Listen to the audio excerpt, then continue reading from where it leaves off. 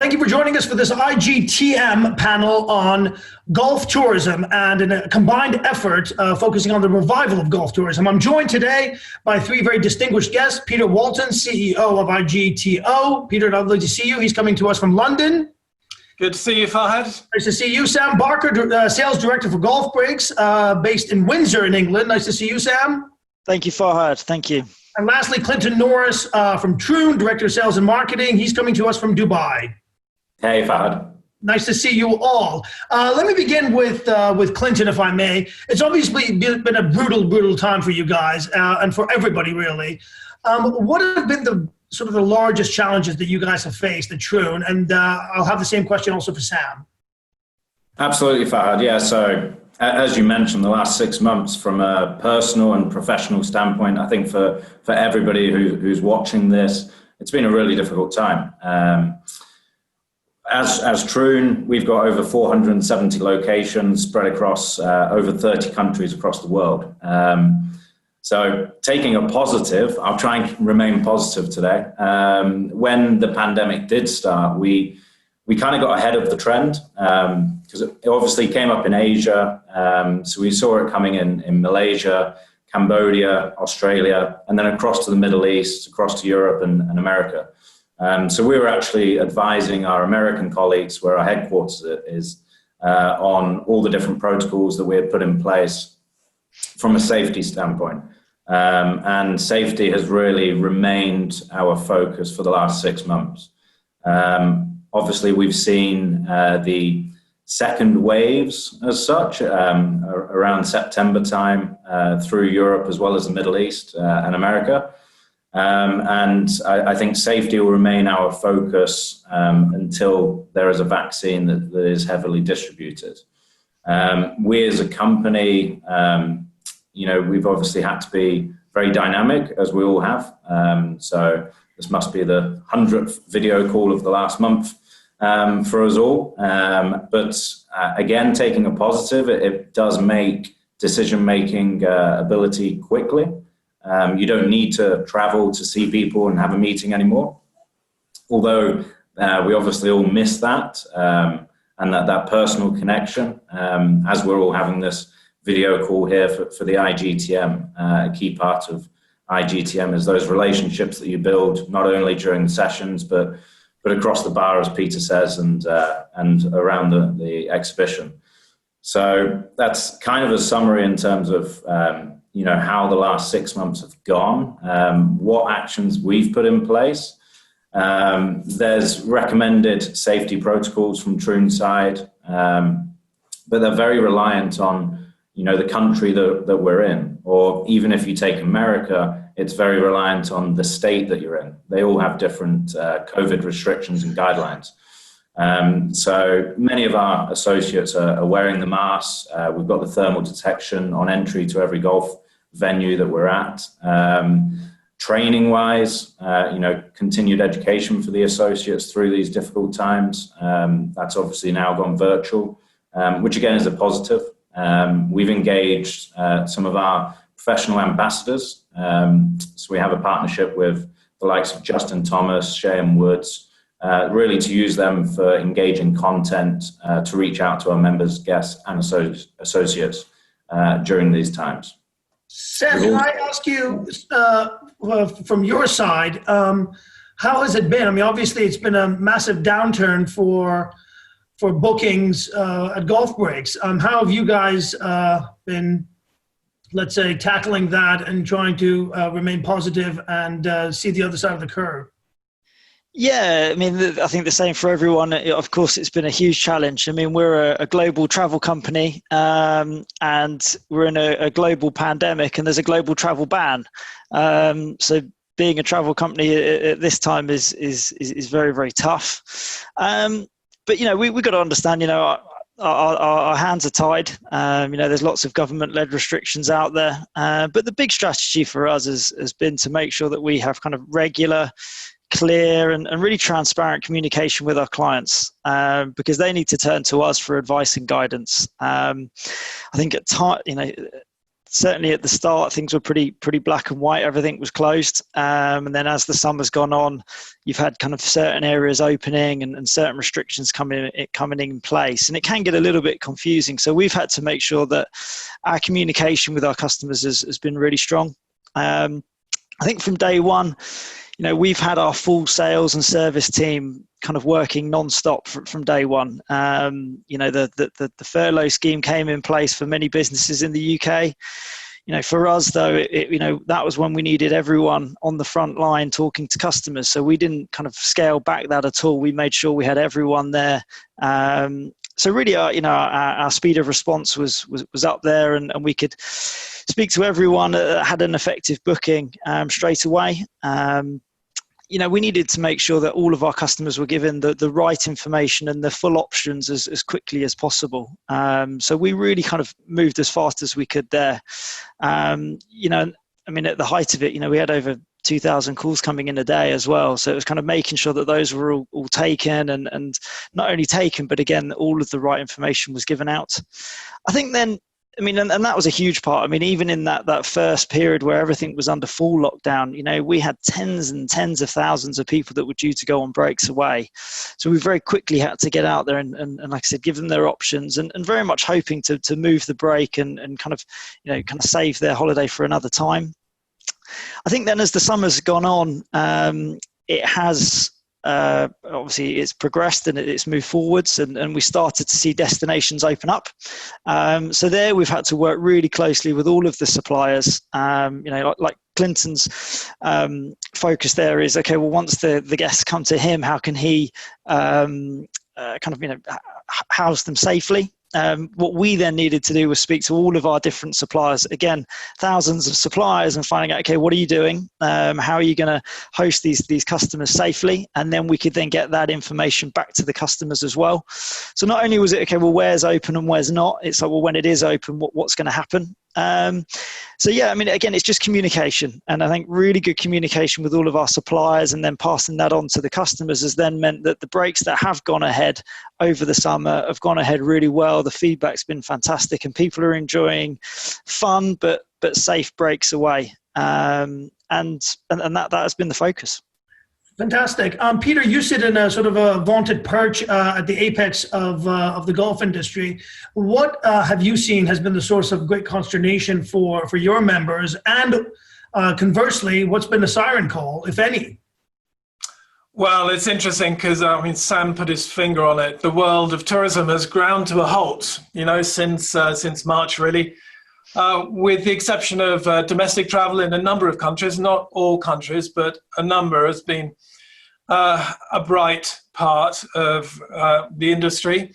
So not too many changes that you can put your finger on, but if I was to say basically March to May, all the tour operators were just firefighting, really, dealing with something that was truly unprecedented in the tourism industry and the 2 or 3 decades that I've been involved in it. The regulations in a lot of places, like the EU package travel regulations, were difficult, weren't really fit for this purpose, or weren't really meant for incident of this global scale. So that was very difficult for suppliers and buyers alike. And then not everywhere, but as the golf courses started to open and golfers took immediately, as we all saw, to their local courses and then started to venture a little bit further afield. And that's when this domestic travel started to become viable, which is great. And that's happened enormously in the USA, in the UK, across Europe. I was talking to Indonesia yesterday, and that's happening there as well. Thailand, lots of domestic travel. And what this means, of course, is that golf courses are at least getting some additional revenue. Although we shouldn't be overstating that, because it's often members playing 3 or 4 or 5 rounds a week. But there is additional play as well. So that's something for the golf courses. What, as Clinton said, the hotels and the golf courses have been absolutely sensational, adapting to COVID safety measures. And that can't be overlooked. And I think some of those measures taken will, stay beyond and into 2021 because of the improvements that it's made to the service being provided. Sam mentioned, travel restrictions, and we were hoping in Europe for a strong family summer, 1 or 2 months or 6 weeks in August and September, that golf tourism could springboard off the back of. But unfortunately, we didn't get a smooth transition to the opening of destinations or the opening of outbound markets. So it's been stop-start, and I'm afraid, even though there was so much pent-up demand, that just kind of stops people in their tracks as well, because they don't know if they leave on a Saturday, whether when they come back, they'll have to quarantine. And now we're coming out of furlough in many countries. You can't just come back and stay at home because you might have an office job. You might have a train to drive, so if you don't go into work, you're going to lose your job. So those are really important considerations. Finally, I would just say for 2021, it's going to be a bit more of the same, but focused on managing the fear of COVID safety, managing the fear of financial security of the customers, and just really trying to focus in on those two aspects. So obviously, you mentioned closer to home staycation travel, which it's been a huge boon, obviously, for the luxury travel sector, but also for the golf sector. And for you, Clinton, who obviously Troon operates a great number of golf courses, does it with great aplomb and sophistication, if I can say so. Apart from the biosecurity and safety measures that you've put in place, what have you guys tried to do to mitigate some of these or try to allay some of the fears of guests who would be coming? I mean, one of the big problems is at some resorts, there are huge pinch points. Some luxury hospitality brands have been avoiding, check-ins or creating these areas of congestion. Has that been a huge level of concern for many of your guests? And if not, what has? I would say that certainly was a concern when we came out, but then the operators on the ground, they've done a great job in terms of putting protocols in place, whether it is the simplest thing in terms of the stickers on the floor to maintain social distancing, maximum capacities in restaurants. In this region, we've got an app that you can book all your golf on for our venues. So we actually implemented digital check-in, which we worked on during lockdown. So we were really happy with that, because that just takes away, as you mentioned there, just that pinch point. And then the ability to start adding additional items onto your order, whether it's ordering your food and beverage through the app or golf shop items, certain things like that you can just take away, unfortunately, that interaction with our team members, but just taking away those pinch points. So we've done a great job, and to be fair, the feedback now throughout all of our venues is golfers are getting comfortable, which is obviously it's always a constant worry in our minds, because the more relaxed people get, then the more potential there is for a spread. And then obviously for us as operators, you have the potential of closing down your venue for a number of weeks. So that continues to be our focus in terms of, as you said, looking at all of those different pinch points. In terms of going to the domestic market, as you touched on there, a big word throughout our organization has been road trips, and they're becoming popular throughout the world. We're just looking forward to that day when flights open up and people can start traveling.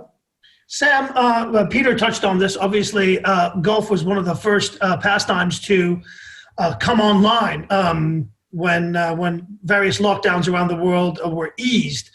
For you guys, how difficult was that? How nimble were you in order not only to restart your business, but also to attract new consumers into the fray, whether it was closer to home breaks or, let's say, short, mid, and long haul breaks? Yeah, I mean, we were pretty fortunate. I mean, we've been going for over 20 years now, and for the first probably 6-7 of those years, we were just a domestic operator. So our roots and our foundations are built on a strong domestic model. We still send away well in excess of 100,000 passengers a year just here in the UK. So we had all the suppliers lined up, all of the venues. We also have been making kind of big moves on the technology side of things in terms of direct links into a lot of the tee sheets and with room allocations. We were able to move very quickly in terms of making bookings en masse. Internally here in the office as well, same thing. We were pretty agile. We effectively had everyone that is effectively on the sales side of things here, traditionally are split into destinations, so kind of UK, Europe, and further afield. I mean, in the month of August, every single agent made a UK booking because there was that much demand coming in as well. So we were very able to quickly adapt internally. We had all the strong foundations anyway, but it was just about moving quickly and moving where the market is. Peter, as the umbrella organization for obviously golf and travel, what have you seen that can be positives, let's say, for both suppliers, both buyers, and the industry writ large? Yeah, it's an interesting point because, as Clinton said, let's try to stay positive. We're always looking for signs that will help the recovery. There's a couple of those in golf participation. So the more people play, generally, it's not the case with me, but your handicap goes down and you get better at golf. And the better people are at golf, golf travel becomes part of the DNA because they get more fun out of it. They may travel on more golf vacations per year or golf trips. So that's an important part of the participation. But what we've also seen is people coming back to the game. So a lot of people have been working from home. They may have been furloughed. Their mates are playing golf. They'll go and play golf with them. There was a figure in the UK that 76% of golfers interviewed, this was in the UK, said they thought, and this is back in June, that golf was extremely safe compared to about 5% or under for restaurants, going to the gym, or team sports. So it encouraged people who were either beginning or returning to the game. And it was really the returning to the game that I'm most interested in, because they're probably more likely to be able to go on a golf vacation next year than, say, a beginner who's just picked up their clubs. So that's one thing. On the downside, people's disposable income is, probably down on average about 30%, not 30% per person, but 30% of people are impacted.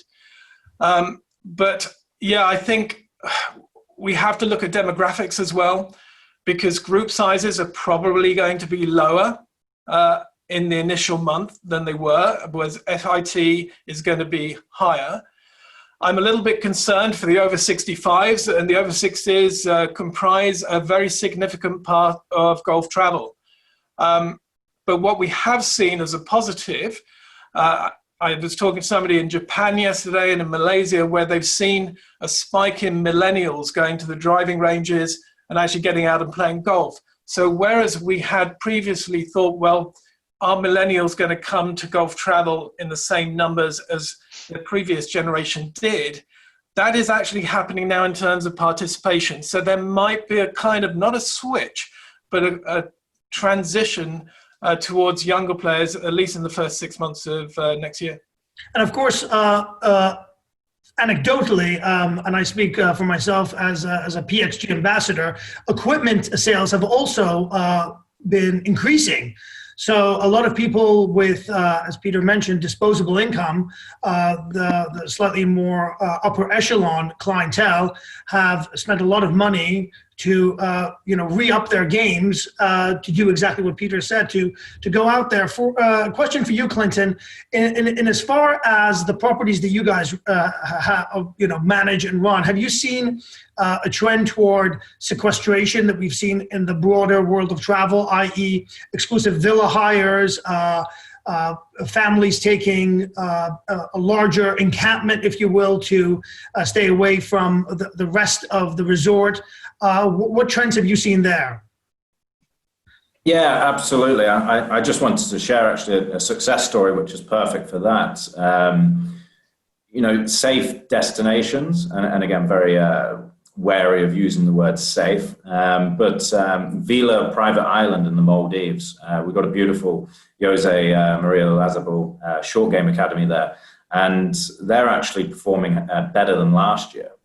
because exactly what you just said, families want to come and stay in that luxury villa and have all the different activities that villa offers, but they're almost secluded away from everyone else. I know Seychelles have been doing a big campaign. I'm not sure if Mauritius, Peter, is now open for business, but I think those islands have the better opportunity of coming out of this quicker, because you have the opportunity to offer those type of unique experiences away from everybody. And just touching on Peter's point in terms of golf academies, again, throughout our portfolio, the teaching professionals are super busy, busier than ever before.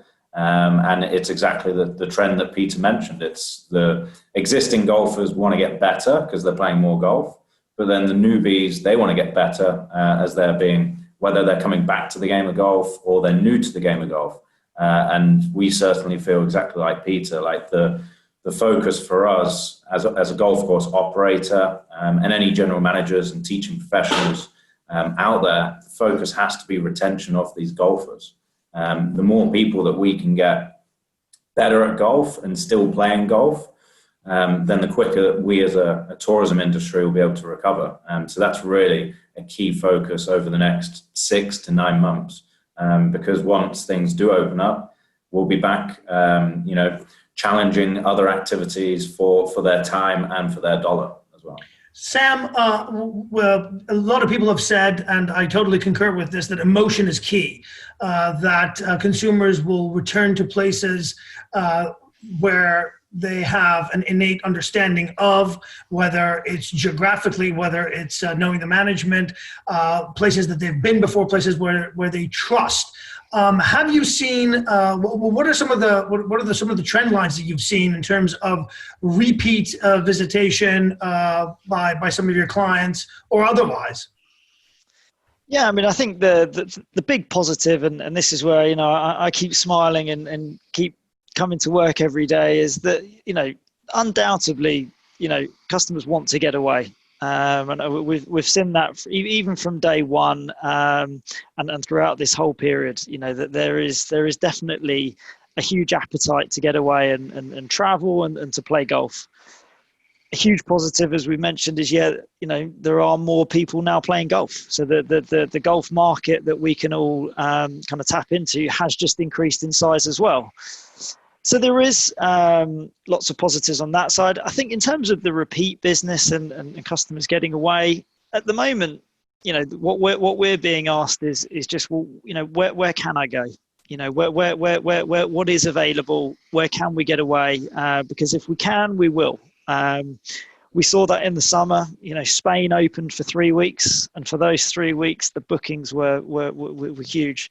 Portugal opened for 3 weeks, and again, those same 3 weeks it was going. And up until last Thursday, the big main overseas resort for us that was still going was Turkey. And again, the demand just shifted to where they could go.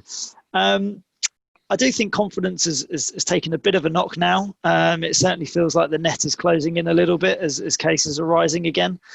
So certainly this side of Christmas, I think it's going to be a little bit uncertain. But I do think as soon as we get some airport testing in place, case numbers start to level off again, I think customers are very comfortable that the resorts that we sell are putting the measures in place to keep them as safe as they can be.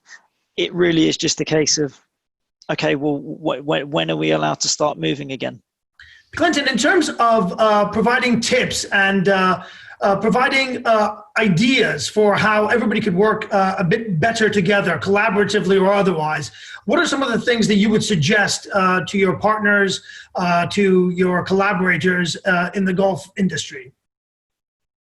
Absolutely. Thank you, Farhad. I think from a golf course operator side, whether you're a teaching professional, a golf manager, the key thing for the next 6 months is retention. We've got to retain these golfers. We've got to improve them. So engaging your teaching professionals and really increasing the number of golfers that we have when we are ready to all travel. But then alongside that, you know, as a destination, you've got to be working together with the other stakeholders. We've seen great collaboration across the globe in terms of destinations working closer together as a result of this pandemic. And if you're not already doing that, you need to be speaking to other golf courses, hotels, your DMCs, the airlines, and the tourism boards in your destination. I'll pass over to Sam now.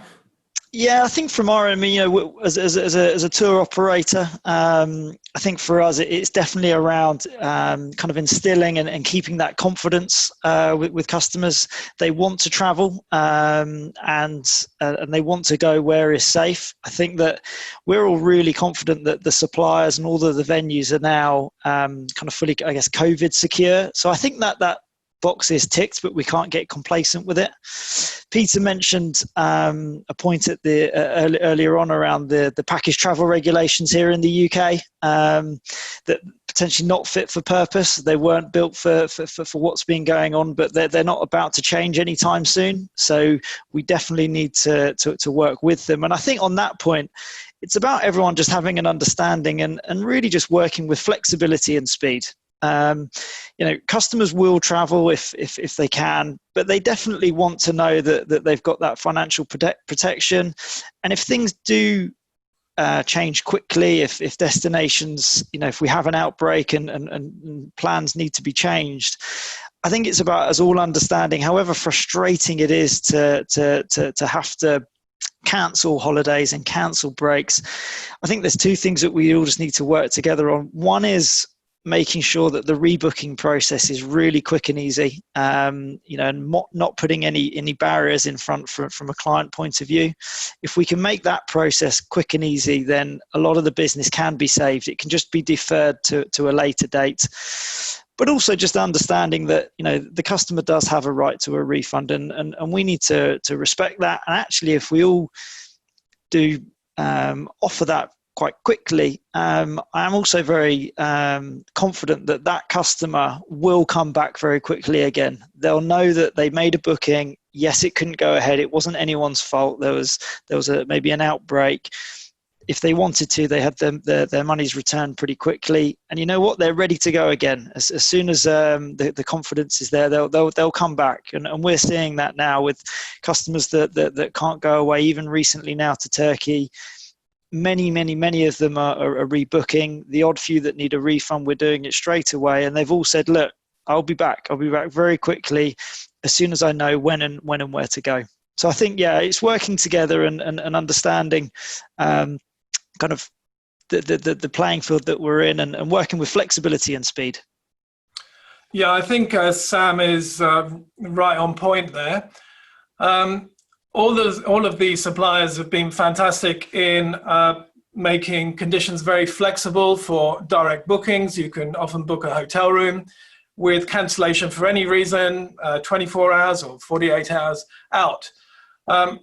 Restrictions or conditions for tour operators do need to progress from what they were at the beginning of this year. We don't want to see Groundhog Day next year, should there be further outbreaks of COVID, which we hope there won't be. My advice to suppliers would be to please think of tour operators as a conduit for the consumers. And it is not the tour operator who is asking for conditions, it is their customer, their clients, who are demanding their rights and the same conditions that they get when they book direct. So think of it as looking after the consumer and managing their fear, be it COVID safety that I think has been dealt with, but particularly their financial security. So I think that's really important. Never think that tour operators are not going to try and rebook a booking rather than cancel it. We had 100 tour operators on an Ireland virtual convention a couple of weeks ago, and we polled all of them. 79% of their bookings for Ireland this summer were successfully rebooked for next summer. Just shows how successful, but that wasn't easy, but that was managed. So tour operators are your partners in this. And just lastly, from an IAGTO perspective, we've made enormous efforts and investments and resources to bring the COVID-19 recovery hub to all our members this year. Probably the standout part of that is the operational status site, where over 650 golf courses and hotels are updating their status and the next phase, because tour operators each deal with 100 or more different suppliers. It's very difficult to know what everybody's doing. So this all goes into one site. Tour operators get an email every day with who's updated it. And 3 months ago, we opened it up to non-members as well. So non-member golf courses and golf resorts can also upload their operational status to make this a truly global service for the entire industry. So we're very happy with that.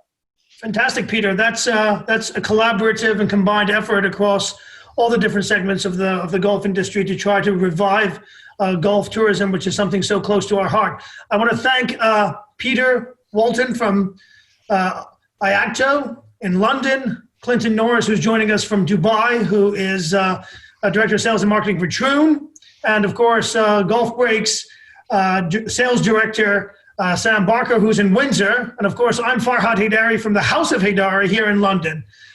Thank you for joining us on this IGTM panel, and have a great day.